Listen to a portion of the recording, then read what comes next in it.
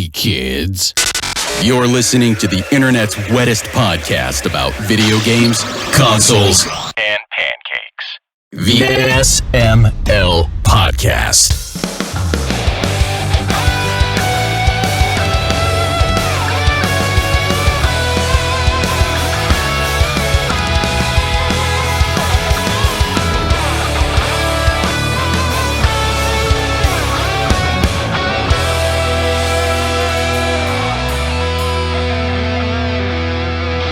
What's up, everybody? This is the SML Podcast. I am your host, Joe, and I feel like shit. Cole, how are you doing? I'm doing better than you. Pernell and Chris, how are you doing? Not feeling like shit, but I am eating pickles, which means I could feel like shit. As you know, pickles are notoriously contagious. Yes. Pickleitis. Pickleitis. I'm eating chicken jerk wavy lays. How are those? Those are delicious, by the way. Yeah, they're good. I don't even like potato chips, but these are great. So I'm in the store. I'll have to give them a try. Pernell, you'll be excited. I am trying Baja Flash, one of the new Baja Mountain Dews. Oh, how is that? It's coconut Mountain Dew. That's a dangerous game for me. I'm typically not a big coconut guy, but usually sodas have a way of making things that seem unappealing taste appealing. So. Have I made you try my Nut Dew at MagFest? That does not sound right at all. No, it doesn't. But have I made you try my Nut Dew at MagFest? No. No. Chris, did I make you try it? Man, I didn't make either of you try my Nut Dew. It's Mountain Dew and coconut rum. And this tastes just like it. Wow. It sounds like it'll be good. But non-alcoholic. Isn't the other one supposed to be like pineapple flavored? The other one is tropical punch. Oh. Yeah. Who lied to me and told me the other one was pineapple? Because I was like, I'd drink a pineapple one. Yeah, tropical punch, and it's like an orange flavor. And Fuck then that. this one is coconut pineapple. That one might have been it, but they didn't mention the coconut, probably because I don't like coconut. See, do coconuts grow in the mountains?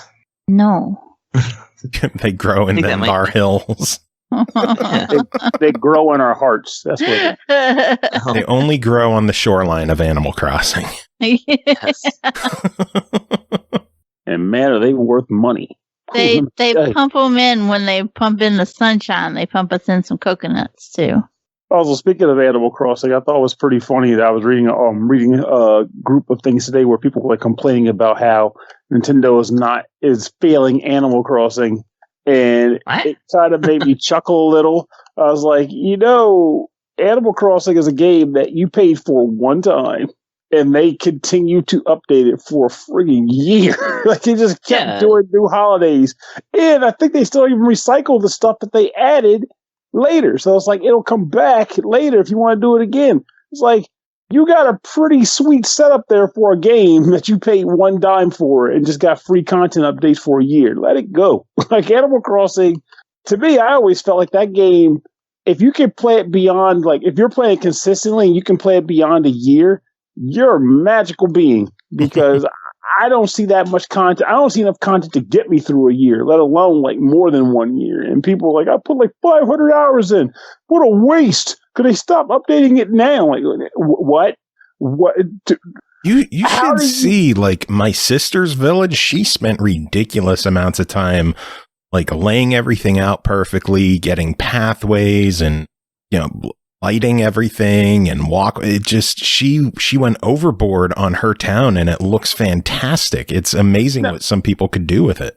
Now imagine her coming at you later and going, "This game is stupid. What a waste of my life." Why? Because you just realized that you didn't think that the game wasn't really a valuable use of your time. No, because Nintendo stopped updating it.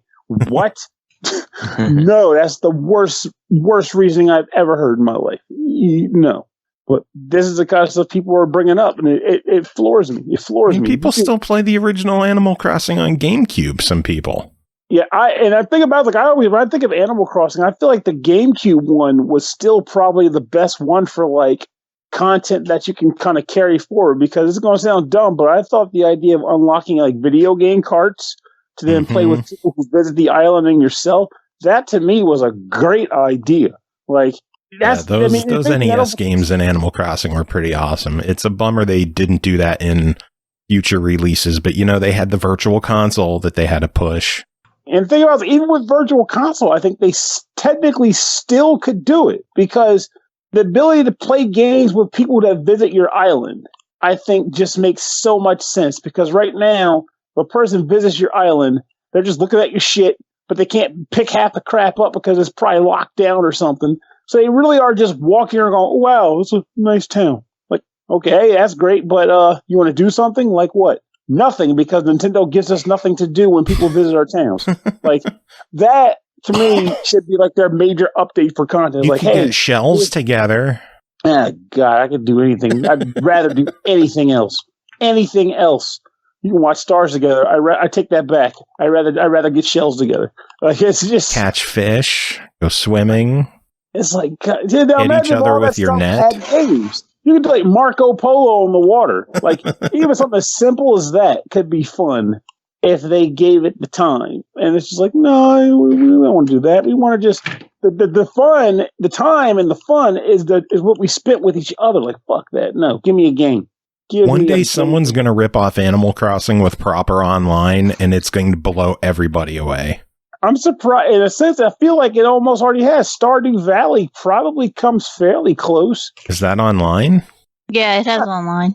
Massively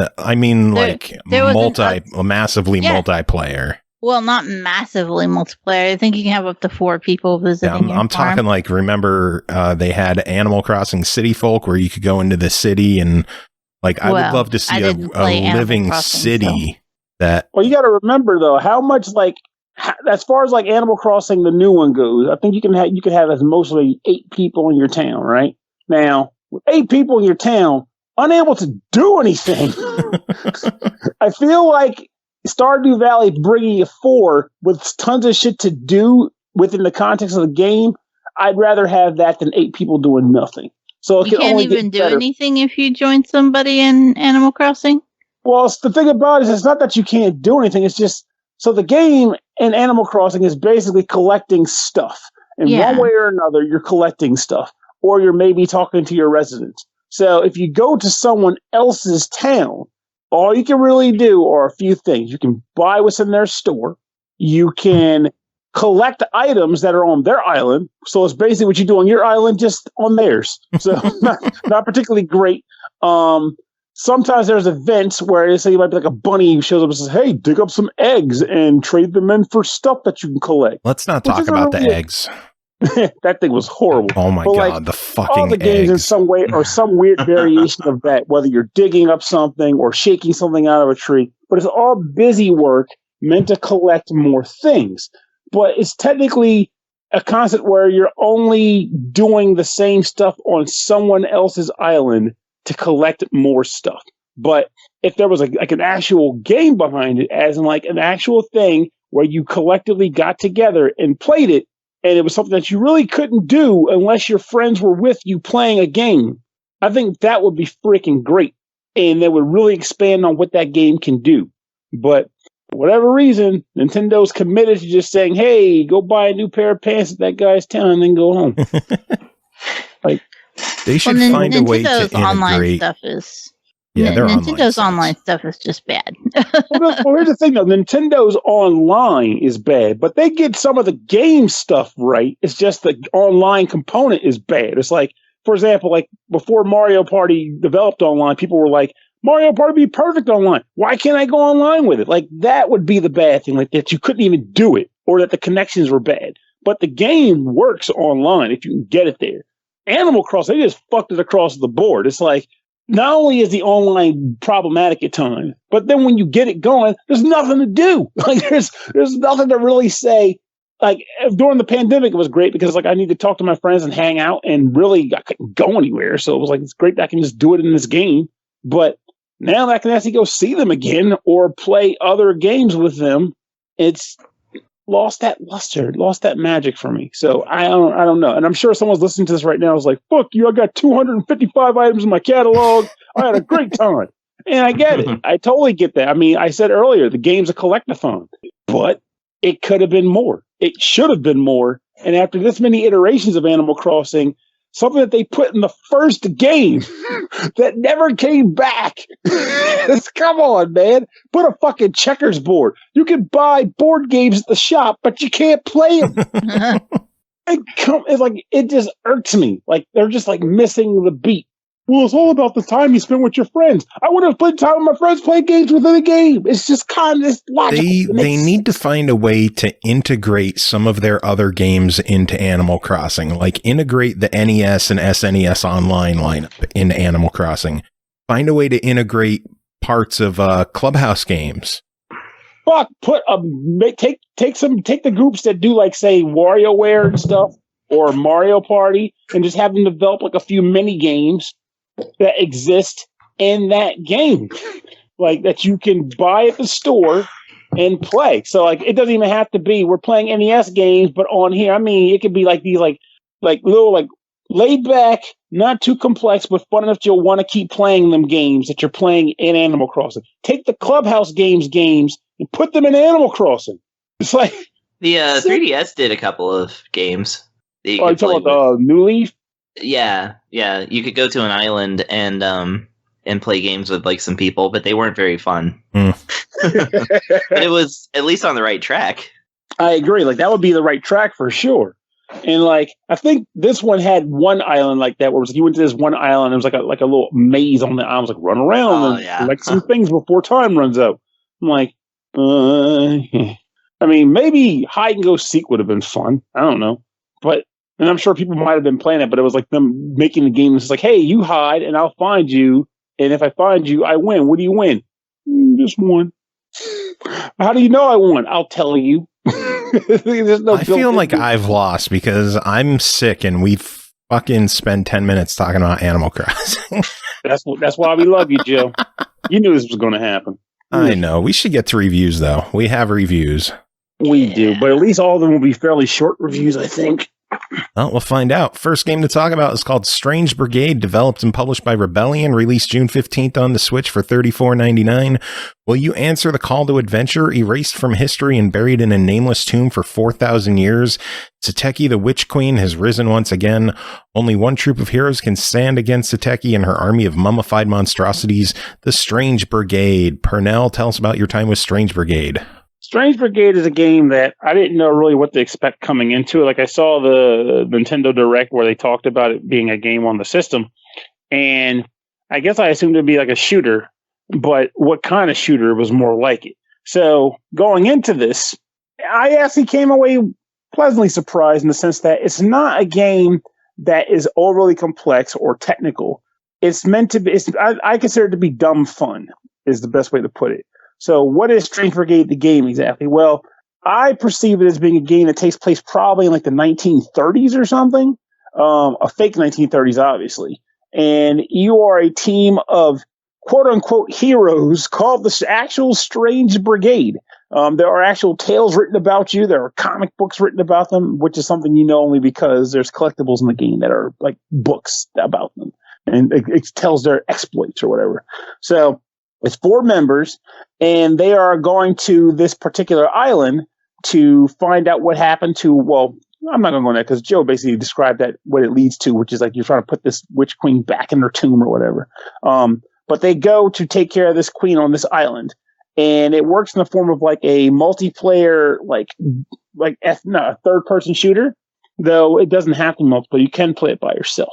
There are 9 levels in the game, but the levels themselves are pretty freaking large. So I feel as though the content in and of itself is still there because, again, it's 9 big stages with collectibles. When you go to a level, whether it's through the campaign or just going back to them to collect stuff, you'll choose a character of one of the 4, and they play fairly similarly. The thing that makes them unique is like there's like certain perks that they might have. Like, Christ. Unique. Sure. There's your uniqueness. So like, for example, one character might be particularly good at melee combat, while another character is better at like regenerating their fine throwables, and another character might be better at charging their amulet, which I'll talk about in a second. And then aside from that, the only other thing that they're different at is what their actual amulets are. Again, something I'll talk about in a second. So once you pick your character, you go into the game, and you are pretty much exploring the environment. And as you progress, I personally feel one of the best elements of the game, a narrator kind of narrates your adventure as you go. And he's like this like hackneyed British guy who does he really hams up the British stuff, like, oh, good show, Strange Brigade. I try to say. And like, I swear, like, I've not gotten tired of it. Like, it just, you pause, he says something, you open a door, and he does that thing. Chris might know the word, what it's called, but basically, I guess it's alliteration, where you pretty much say the same, like 5 different words, but they all start with the same letter. That's alliteration. It is alliteration? Oh, cool, good. Or like, what maniacal monstrosity manifests today for the Strange Brigade? He does that kind of stuff, and it just feels so great. But you're running around, you have, you can pretty much like do a dodge roll, you have a melee attack, you have your gun, 2 guns that you have equipped generally. You have your main arm, which has a limited ammo capacity, which can reload either from item drops or from ammo cats that are hitting, like, just laying about the level. And your main arm, which is a piece of crap gun, but it has infinite bullets. So essentially it's designed to make it so you're never completely unarmed. It's just, you don't want to get to that point because whoops. And those are the things you have access to. However, as you kill enemies, they will leave souls behind. And you can hit the ZR button, which is, I guess, the back right trigger, to suck them into your character. And when you filled your amulet gauge up, you get a special move that you can use one time until you have to recharge it again. And every character has one that they start with.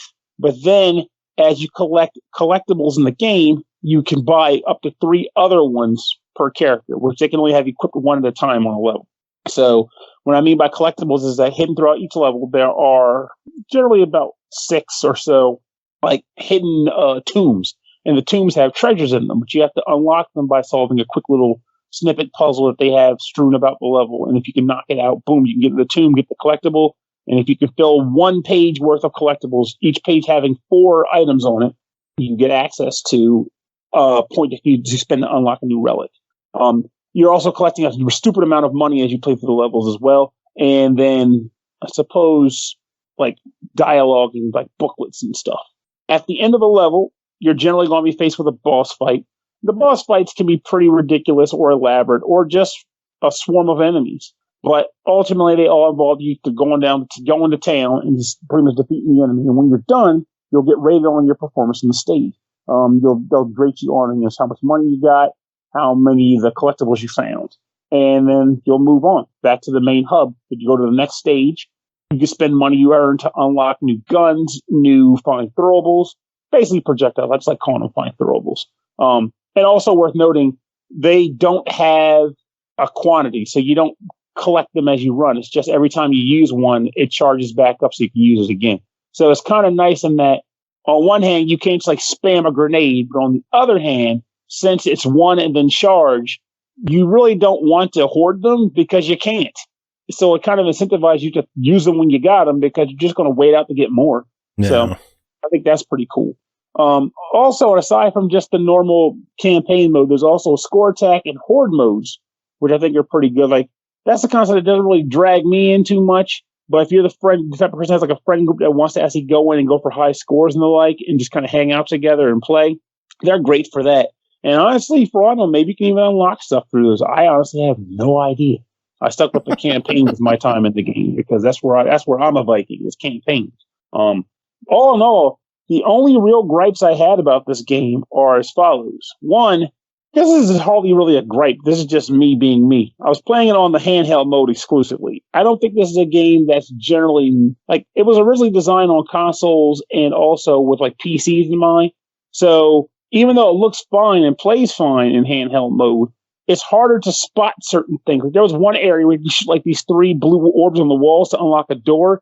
And for the life of me, it was damn near impossible to see them because I was like squinting trying to find, where the hell is this other orb at? I can't find it. I'd wager being on the TV would have been a lot easier to find something like that. And that also goes for things like money on the ground or collectibles that might be sitting on a table or something. It's a lot harder to see them on this small screen. So that was a problem I had.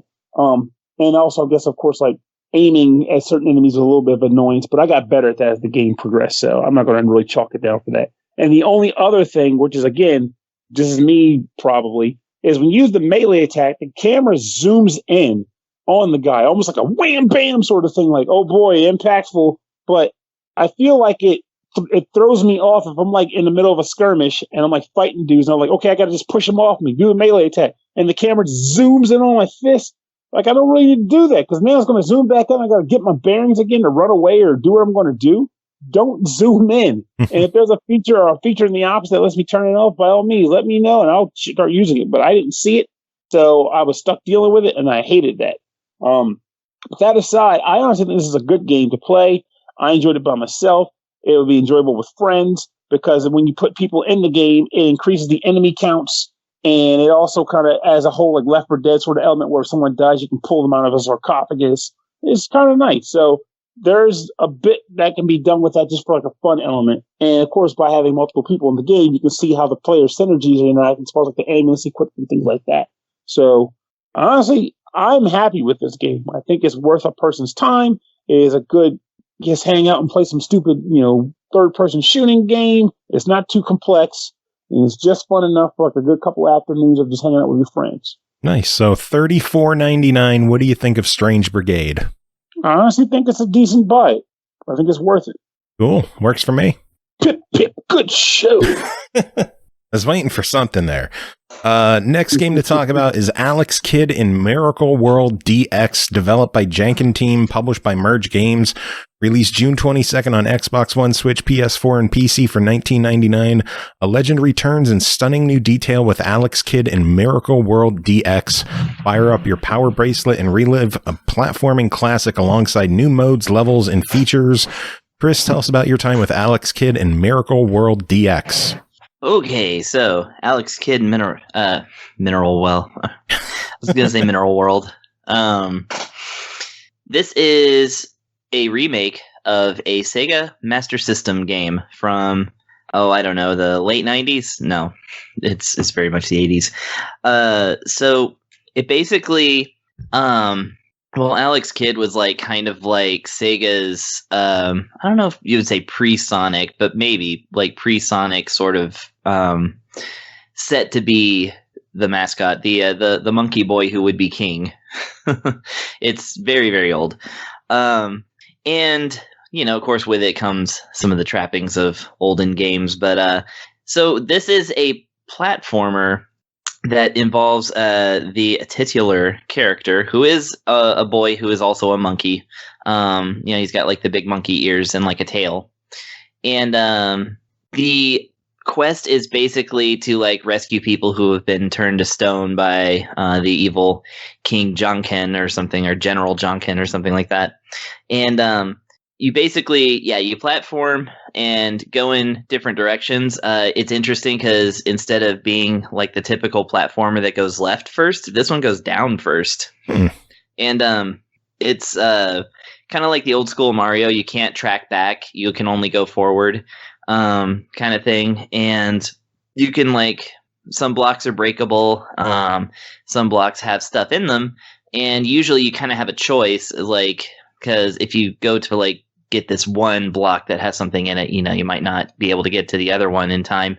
It's very floaty and like in that way that like Master System games kind of are, if you've played like very many Master System games. And here's the kicker. One hit from anything will kill you. Yay! Retro Yay. Games. Yeah. And if you die 3 times in Alex Kidd, then you, unless you get a 1-up or something, then you have to start the entire stage over. But I don't think they make you start the entire game over unless you choose.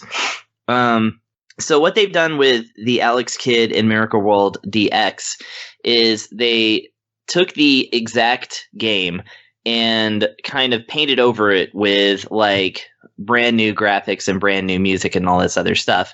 I've noted before that this is like one of my favorite ways that people do remakes, is that they make it exactly the old game, but like with, some modern pretty fine. Some modern, yeah. And the first one to do this that I saw was actually the people that made Wonder Boy and Monster World, which is another No, Dragon's Trap, sorry. Which is another like Master System to Switch kind of port. Well, it went to all the systems, but anyways. So this one actually does have a one-button toggle between actually playing the original game and playing the remake. So that's how close it is that it actually literally is the old game. I like when games do that. Yeah. Now, this wasn't developed by those same people. Therefore, it actually is a little bit different. The new game does have some newness to it. They've rewritten dialogue.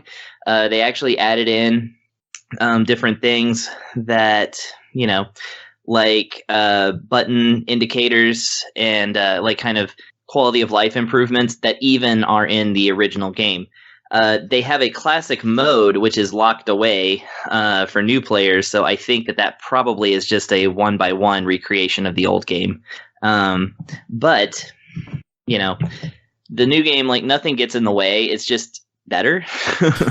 Like, I can't find one thing to complain about that they've added. And plus, if they do have, like, the actual 1-to-1 original classic, then that's great, too. So here's the other thing that they have added is that now you can toggle on infinite lives as a way to get through the actual gosh darn game, which is great because when you die in the game and you haven't gotten the game over, like there's several checkpoints in the game. It's actually very the original game was pretty good about checkpoints, but of course you only had a limited amount of lives to utilize them. Whereas this game, if you make a little bit of progress, you'll probably keep that progress if you have infinite lives on. And that's really nice. Although you cannot once you start it in a game, you cannot toggle it back off until you started a new game. So you can't just, for some reason, you can't just turn it off and on when you need it. So I'm not sure what's tied into that. There maybe it has to do with one of the unlockables or anything. But and another thing that's actually kind of cool about the old game and the new game is that boss fights are a little different. There is the occasional actual boss fight, and I'm not sure if they changed any of those. They actually advertise that they have, but so far I haven't noticed.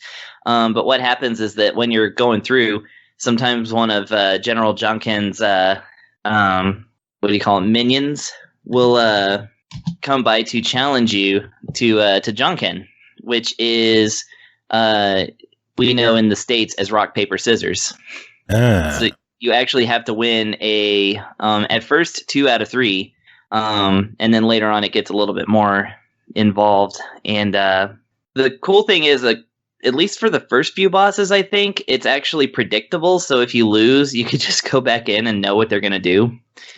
And also one thing that I noticed that's really great about the remake, right, is that the first boss is Stonehead. And when you run into him, he's this monster, or he's a dude, but he has a stone for a head, and it's kind of like, but the thing is, it's like a stone with an eyeball on it. The thing is that, like, in the original game, the stone looks weird. It kind of looks like a fist. And in this remake, they just went all out and made it a fist, even though he's still called Stonehead, which I think was actually kind of funny.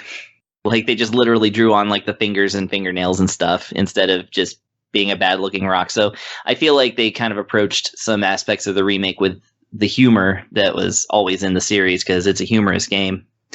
But yeah, it's still hard as nails, but now it looks gorgeous, and it sounds good. The remade soundtrack's great, and now you have infinite lives, and I really feel like this might get some people into the series on the whole, because there's a lot of Alex Kidd games, and to buy the originals, some of them, like Shinobi World on the Master System, are just like really expensive now. So I'm really glad that this is here.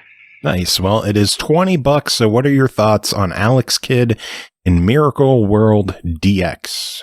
I say it is a buy it. That's actually cheaper than Dragon's Trap was when it came out, if I'm not mistaken. I think it was 30. Was 40 when that came out. It might have been 40. Yeah, 30 or 40. I know it was up there. Yeah, and besides the fact that it's still pixel art, like, Dragon's Trap had the really hand drawn look to it. This is still, like, equivalent to the other in quality. So yeah, this is definitely worth picking up. And I don't know if there's going to be a physical version, but $20 even though that's on the high side of a download only, like, I think if you are a fan of Alex Kidd, this will be a great way to re-experience it. And if you aren't into it, this is the best place to come right now. Because, yeah, it's solid. I want to say it is getting a physical version. It is. Cool. It's got a physical coming. I think like Best Buy is going to carry it at least.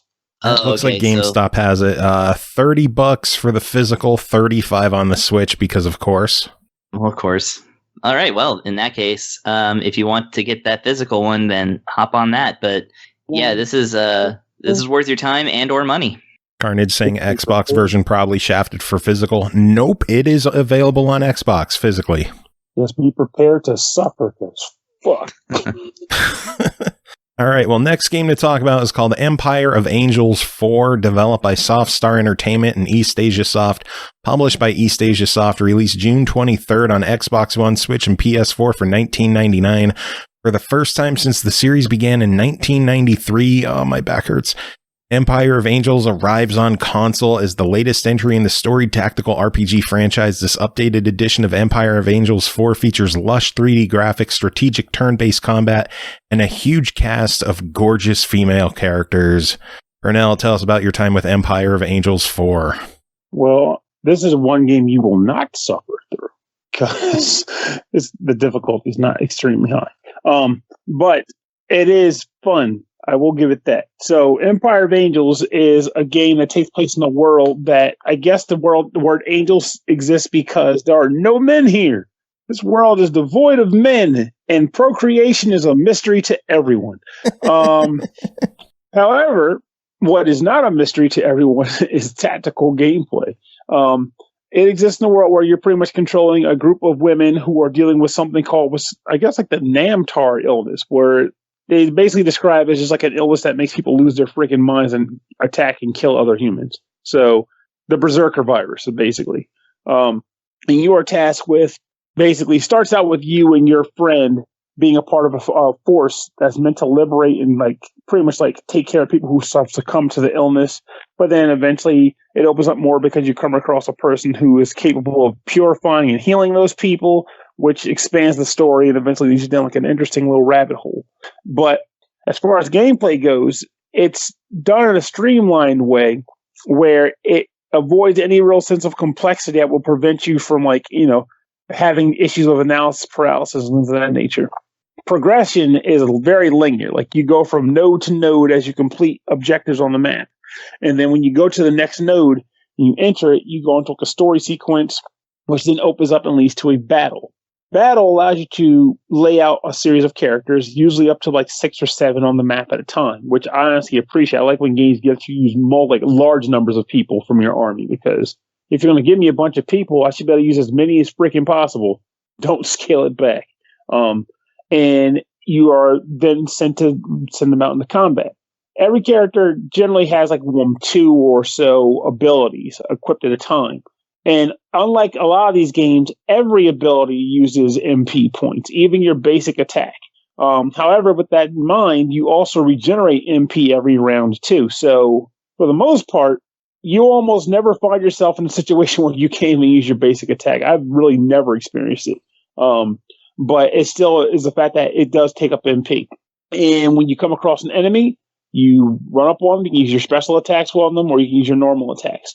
Pretty much pack from tit for tat usual gameplay mechanics. However, a few things are interesting and different here. One, when you enter a level, there is generally a set of objectives that the game will give you. The typical winning and losing conditions. However, there are 2 differences compared to the normal number of these games. One is that sometimes it will actually give you conditions ranging from an easy mode or a hard mode. So, for example, 1 might say, just get to the exit point. And if you get your units to the exit, you win. But then the hard condition might be kill everyone. I'm sorry, in this game is everyone retreat. Because you don't want to kill people. Beat everybody into their underwear.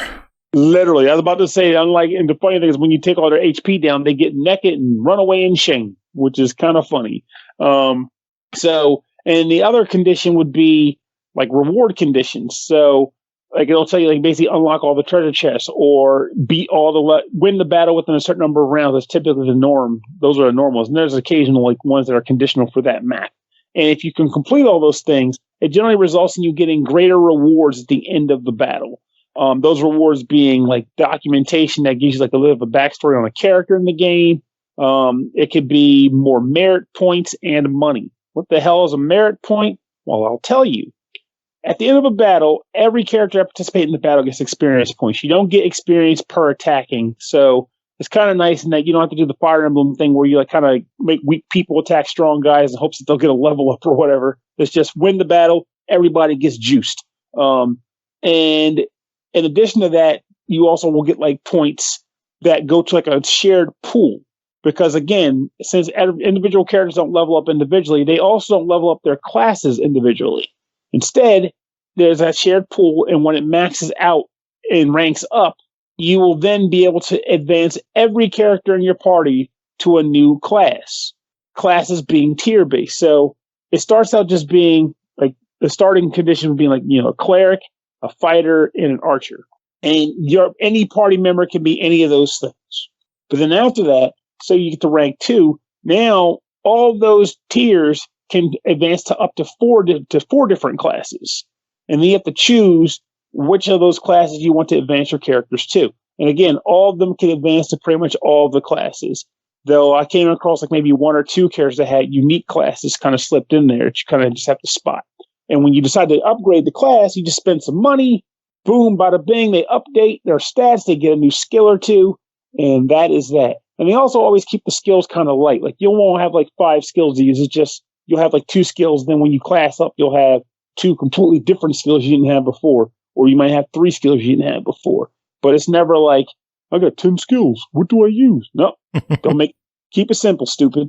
And I'm actually kind of okay with that because it focuses on you just like throwing your characters out, having fun with the ridiculous animation and art because everybody's got wacky big eyes and stuff.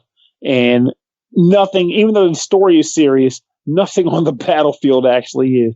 One of my favorite classes is the performer. Is literally a character that rolls on a ball and then bounces on their head when they're stationary. Like it's the character. And then the character, my night class character, is riding a horse with googly eyes. I'm good for that. This game itself is pretty. Also, I meant to mention also, if you feel like you need to level up your characters further, like beyond what they are, there is also usually a map or 2 during a chapter where you can just kind of go back and level up characters by like beating this map with those respective enemies that are on it. Overall, I find the game to be pretty fun. The music is fine. The battles are fun. Speaking of the music, could we just take a second to appreciate the fucking song that comes on when you just start the game? That is some quality, like, anime rock right there. Or it very much reminded me of a Compile Heart game in that regard, like how like they get the nice rock, like the poppy rock music going, and they have all like the character images, like this is this character voiced by this person. And also, while we're on the mention of like, giving good credit where credit's due, I don't know if other people feel this way, but I actually felt kind of happy. This is a Chinese game. Like it was done in Taiwan. It was made in Taiwan. It's kind of funny to say that because like read the bottom of a bottle, but I digress. This was made in Taiwan, and the dialogue I believe is in Chinese, which if you've been playing JRPGs and stuff for years, you've gotten really used to hearing, Japanese subtitle with English. So booting this game up and hearing everyone speaking in Chinese threw me off guard. I was like, whoa, this is different. This feels different. I'm okay with this. I like this. So, and it's like, it makes me happy to see like, games coming out of other locations aside from the West and the East. Like I'd be happy to see more games come out of there. If as long as they're quality games, of course, I don't need no shovelware rinky dink them, but, good quality games, I'm fine with that. Bring more. But this is a good game. I am honestly fond of it. I, again, still chuckle at the fact that every person in this world is a woman because, again, where does the procreation happen? Do they have, like, incubators in the basement? or maybe that's where the angels comes in. The angels just drop children. Maybe. They just appear? Children, poof. I'm good for either thing, but it's a good game. I think it's fun. and it is a good product to have access to on the Xbox. I think it's also on the Switch. It's on everything. Right? It is on Xbox, Switch, and PS4. It is $20. It is Empire of Angels 4. What do you say? I think it's a good time. I'd even go with buying this one too. Just again, don't come in here expecting some kind of, Final Fantasy Tactics or even Fire Emblem. Oh no, I guess not even Fire Emblem level customization because there's no character bonds. And you're not buying equipment to equip your characters with. Yeah, this looks nice. If people are interested in a physical, there is available for the Switch on Play Asia. They have a standard edition for $30 and then a special edition for $40 that comes with the soundtrack and a manual and fun shit like that. Only 2,000 of them being made, so Chris, jump on that quick. Well, Chris is like a hard player, babe. Hopefully it lasts till Friday. I don't know. We'll see. All right, well, next game to talk about is called Cross the Moon, developed by Patrick Rainville and Hanabira, published by Ratalaika Games, released June 18th on Xbox One, Series X and S, PS4, PS5, and Switch for $4.99. Mystery visual novel seen through the eyes of sibling vampires and an out-of-town cop as they unravel a strange mystery at the heart of their broken country. Vampires, Cole. I just immediately get called in when there's vampires, and I'm not mad about it. Normally I would be a little more like, it's a visual novel, right? But I actually really enjoy vampire stories, so this one was kind of right up my alley. It's a really good blend of weird and murder mystery and plot twist and all the kind of good stuff that I like when I'm looking for a vampire story. I don't want to harp on it because it is just a narrative. Because it's a visual novel, there's not even the chance to make choices or anything to change the story. You just read it. So I don't want to give anything away from it. I do have a couple of minor nitpicks. I appreciate that there is very minimal anime chin going on with the character design here. I noticed it. There was one that was a little on the questionable side, but for the most part, there's not much for anime chin, and I appreciated that. Although I do think the artist, it sounds mean to say it, but the artist has a little bit of what we call same face syndrome, where everybody looks identical. And it did kind of make it a little harder to keep up with the story at times, because you were the only way you knew that there was a difference between characters was the hairstyle might be different.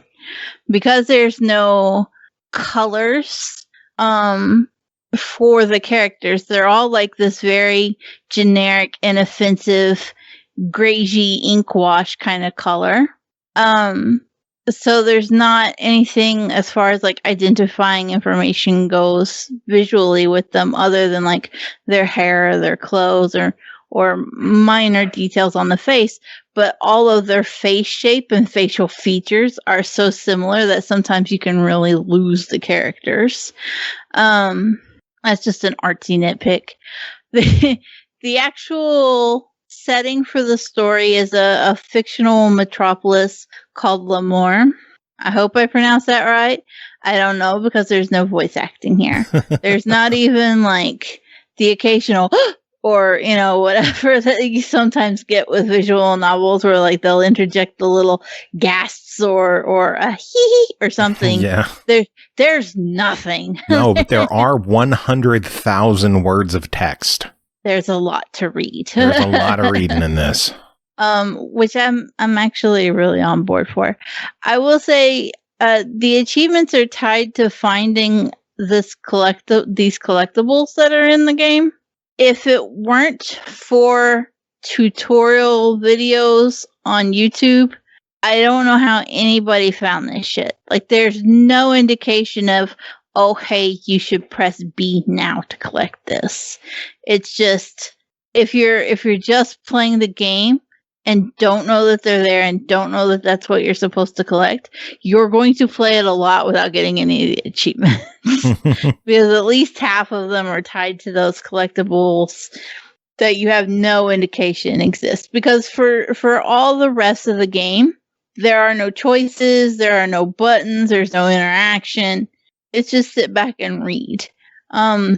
Which I didn't mind, but if they are going to put in something like that, then as far as the collectible goes, it would be nice if there was some kind of visual cue for it.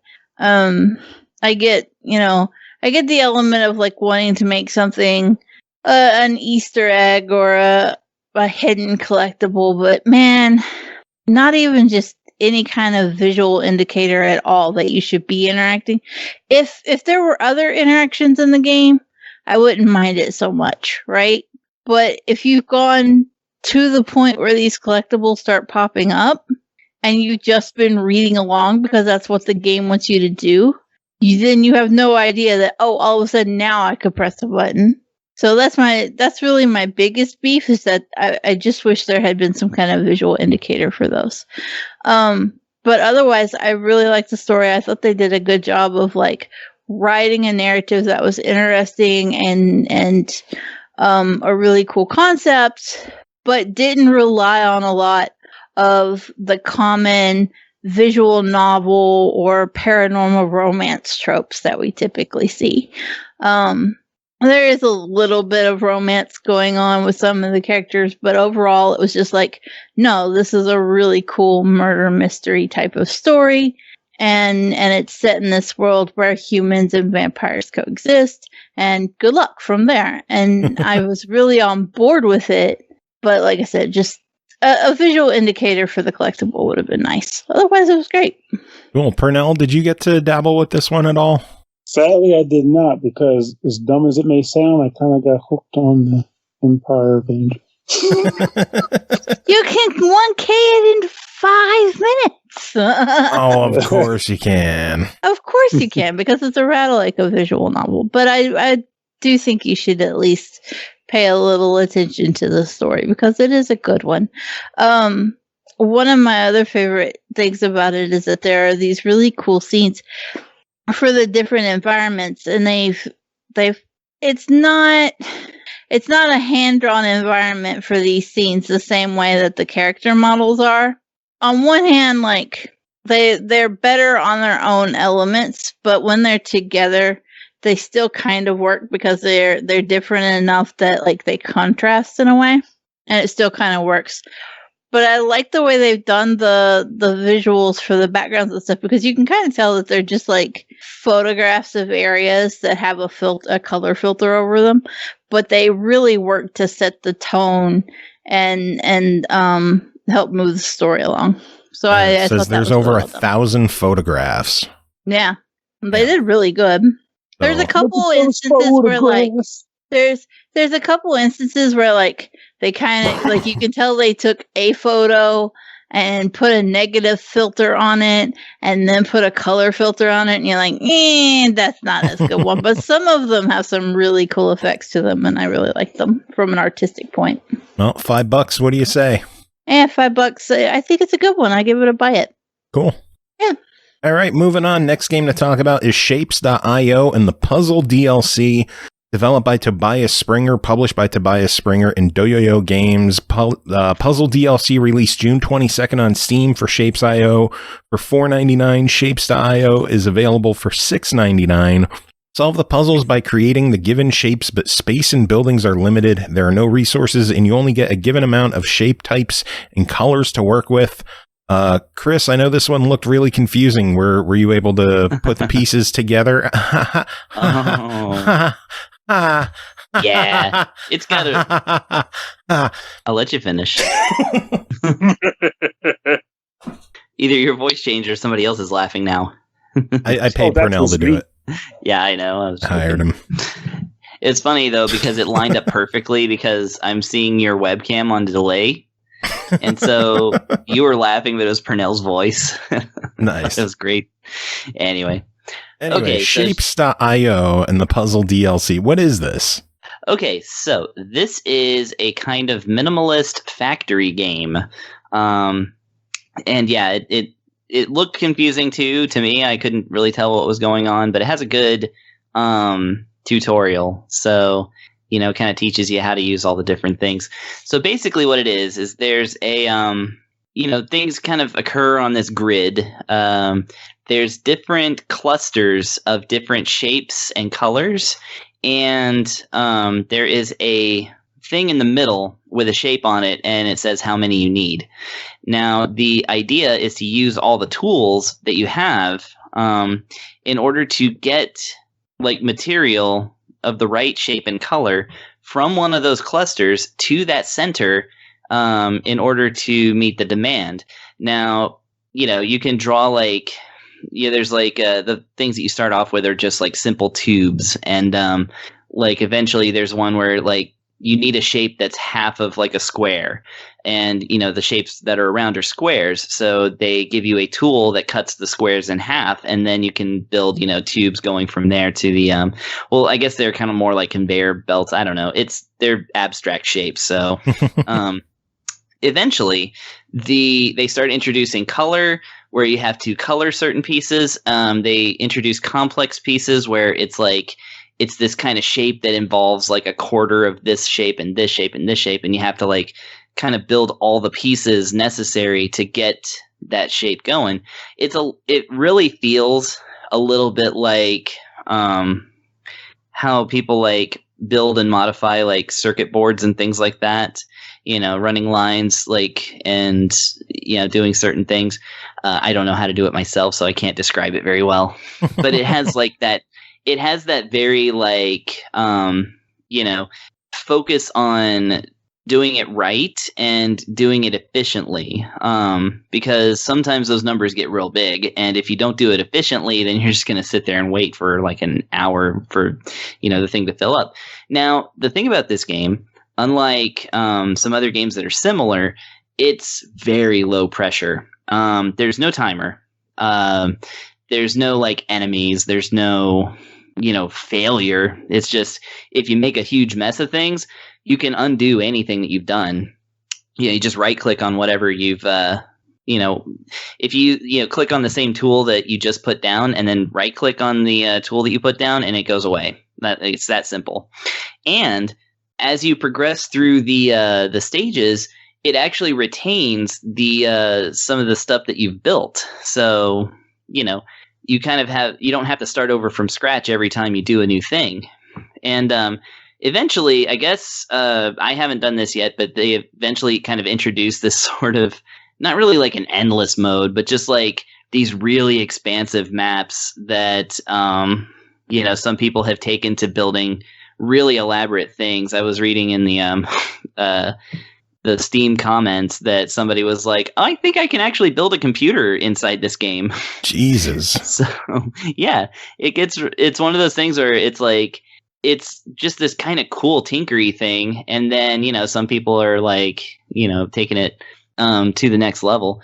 So that's a really cool deal. It's really simple on its approach. Besides the fact that it has good music and stuff, there's not really much to say about how it looks. It's for people who want a nice, chilled way to engage their brain. It's what I think really good puzzle games are. Nice. And it's nice that the pressure's kind of taken out of it.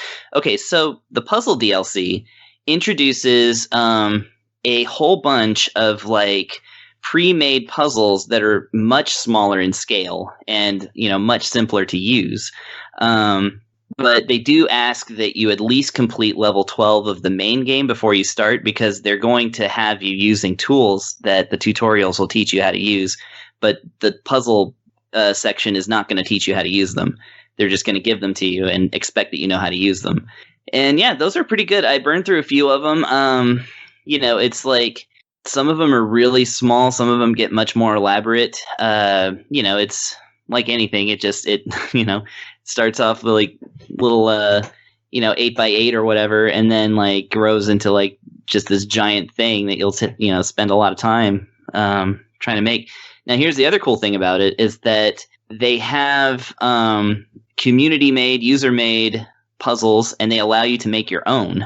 So they actually they give you the tools that you need to really just keep yourself endlessly challenged, because this game is very popular. I think they passed 250,000 downloads in their first year. Wow. And it's very cheap and it's open source. So like people are really jumping on this one. So I don't think there's any sign of it like slowing down in terms of content. So yeah, it's like for just a few bucks, it's like you can pretty much make this your new obsession. And it seems really set to be that way. Well, $7 for Shapes.io, $5 for the puzzle DLC. They also have a deluxe package with the soundtrack for $15. What do you think of this bundle? Yeah, I think that it's all good. And you know, Steam has a promotion going right now on it too for just for the base game and for the bundles. So yeah, if you are intrigued by this and you like building things, you like tinkering, but you don't like the game to be mad at you for any reason, because you literally can't mess this up. Like you can only just do it right or do something else. Like, so yeah, I think this is a really unique experience, and that drink. Yeah, Damn it! And then I think this game actually earns the epithet, even though it does appear on lists that's like top 15 games that are like Factoria. Which is another popular game in the genre. Well, sounds like this one is worth checking out. So yeah, it's a buy it. Go check it out. Cool. And go watch some videos of like some stuff people have made. It's really cool. Yeah, it looks fascinating. It's just I'm so confused by screenshots, so I gotta sit and watch some gameplay of it. It looks intimidating. I swear that by the first 3 levels of the game, you're gonna like be like, okay, I get this. All right, well, we're going to wrap up the show with 2 quick previews. The first one is Hello Puppets Midnight Show, developed by Otherworld Interactive, published by tinyBuild, releasing late 2021. Hello Puppets Midnight Show is a stealth horror adventure set in the 1980s on the set of a children's TV show. You're a master puppet maker whose prize creations, the Handymen, have come to life and are hunting you. Play hide and seek against advanced AI that forces you to adapt and improvise. Cole, tell us about your time checking out the demo of Hello Puppets Midnight Show. This feels very similar to Five Nights at Freddy's meets Emily Wants to Play, in that it just kind of takes like the concept of things kids enjoy are terrifying. In this case, it's a Muppet Show, and then puts you in a situation where you're basically playing a modified version of hide and seek with these horrible puppets that are trying to get a hold of you. You'll need to find batteries in the world to solve puzzles so that you can get from area to area, all while the AI is growing increasingly more intelligent. As far as I can tell, this uses like the Hello Neighbor type of AI that just learns what the fuck you're doing, so you can't keep using the same tactics and tricks to get around it. There's 4 bosses, and they will all find horrible ways to fuck you up when they find you, and they will find you. There was a limit, of course, to how much you could play in the demo. I think it was around a half hour's worth of game time. So you don't really get to experience a whole lot. And given that it was a demo, I had some issues with it. So like my controller, even though it said there was controller support, the controller did not want to work at all. And I had to give up and just use my mouse and keyboard. But I mean, for a demo, you can't really bitch about that too much. It was just unfortunate that I couldn't like go through it a few different ways and really try out the AI and see how much I could fuck with them. There's that. But, you know, it's as far as like, you know, is this something that you want to keep an eye on or something, which is usually what we're wondering with a preview. If you like the way that the AI in Hello Neighbor stalks you and like learns your shit and throws you off, and you like that things kids enjoy is creepy kind of storytelling, like Five Nights at Freddy's, then you're probably gonna be really fucking happy with this game. So something we should definitely keep our eyes on. Yeah, absolutely. It's going to be fucked up. good way to put it. Yeah, it is.